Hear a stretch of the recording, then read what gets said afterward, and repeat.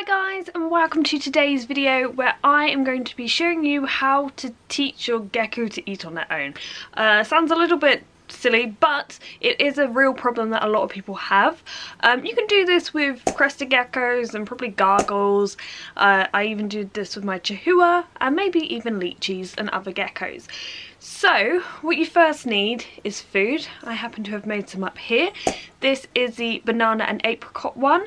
I will say Lyra does go crazy for watermelon mango, but this one she also likes. So what we're going to do, we're going to have our gecko and we're going to have our food and have something to feed them with. Now I take a bamboo skewer. Obviously avoid the sharp side, I just use the blunt side. You can also use plastic spoons and everything, but this just is quite nice and little and I have tons of these for some reason. And we're just going to scoop a bit of food out. So let's get our gecko around the right way. Hopefully she doesn't go to the loo on me. Excuse me Lara, could you just go this way? Nope, okay. So we're going to take some food here, just a little bit on our bamboo skewer, and we're going to put it in front of the gecko. Now, not every gecko is going to go totally crazy for it. She likes this food, but there are times where you'll be offering your gecko food and they're just not taking it because they don't like it. My geckos did eat rapashi for a time, but I would find they'd leave a lot of it, and so when I changed to Pangea I actually found they would eat a lot more of it. Saying that, Lyra isn't actually licking her lips, she's looking to jump on me, but this is what you would do, and what you would do is just sit here offering a little bits at a time. You could put a little dab, like a really tiny dab, in the middle of the nostrils. Don't put them in the nostrils or anything, but there's a little gap between the gecko's nose, and you can do that. Sometimes a gecko will then lick what it's been licking, like the food, so you can catch its tongue. Like so. Even though you literally can't see that. This is terrible filming, I'm sorry. So you want to start off by doing this, and it'd be even better if you can do this in the actual tank rather than the gecko getting used to you taking it out every time. The next thing I would recommend is feeding the gecko over the bowl, and so when it's licking off the stick, lower the stick slightly so as it's licking it will eventually get into the bowl. Another thing I've noticed is there's two key things that I think affect their appetite a lot. One is water. If they're not hydrated enough, they're probably not going to be that hungry, so make sure your geckos are really hydrated. So a good thing to try is spray down the tank like maybe half an hour or so before trying to feed them and see if that makes a difference. And also heat. I think a lot of people overlook it because we're told keep these in room temperature, but in reality where they live, you know, 70 to 75 degrees is quite a good temperature, and not all of our houses just reach that casually. So maybe get some form of heater and a thermostat and just raise the temperature a bit, and you may find that helps. Another thing that will affect how well your gecko eats is how accessible their feeding ledge is.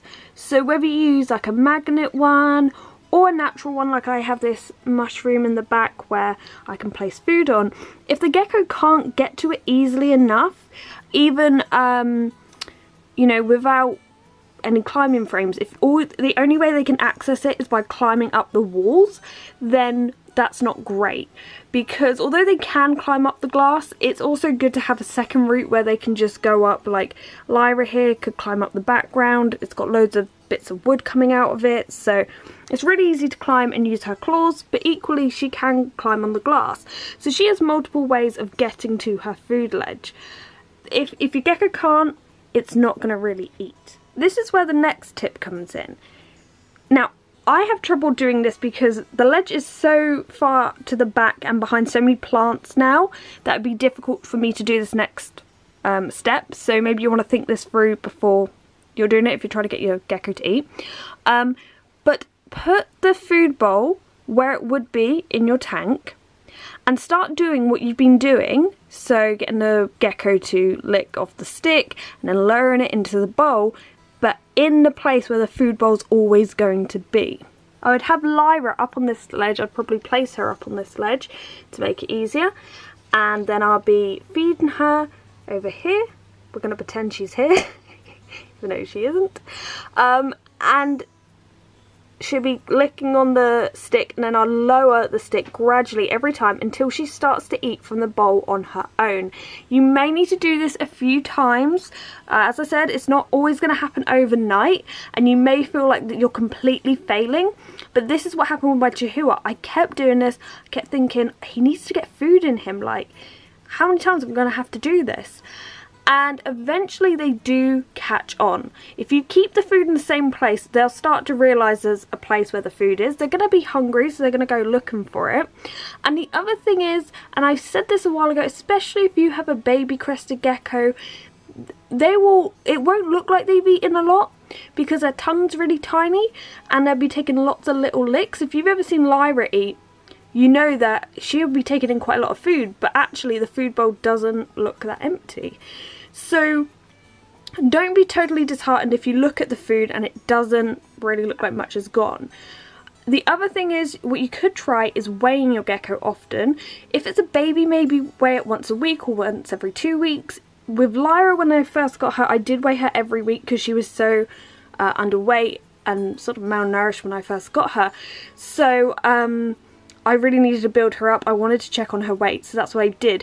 Because visually you can look at them and be like, I don't know if they look much bigger. But you see them every day, so you might not notice that transformation. So if you're weighing them, you can keep an eye on whether they are actually eating or not, and whether you have to intervene. A few other things I want to point out is, number one, when it's light like this, Lyra probably won't eat. As soon as I take off this light, she'll probably go to that food bowl and eat it. Number two, if your gecko is new, there's a chance it's settling in. It might be stressed, that's why it's not eating straight away. And number three, crested geckos are incredibly active in the dark. They move around a lot, so you may miss it, and they may actually be going and eating their food anyway.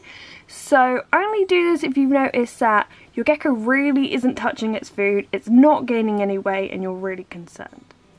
So I really hope this video has helped. Thank you very much for watching, guys. If you haven't already, please subscribe. I don't know if this is focusing on Lyra. You're so cute, Lyra. Why wouldn't it focus on you? Look at you. Oh, look at the little face. Sorry, I get distracted. Anyway, thank you very much for watching, guys, and goodbye. Are you going to jump on me? Go on, jump on the heart. Yay!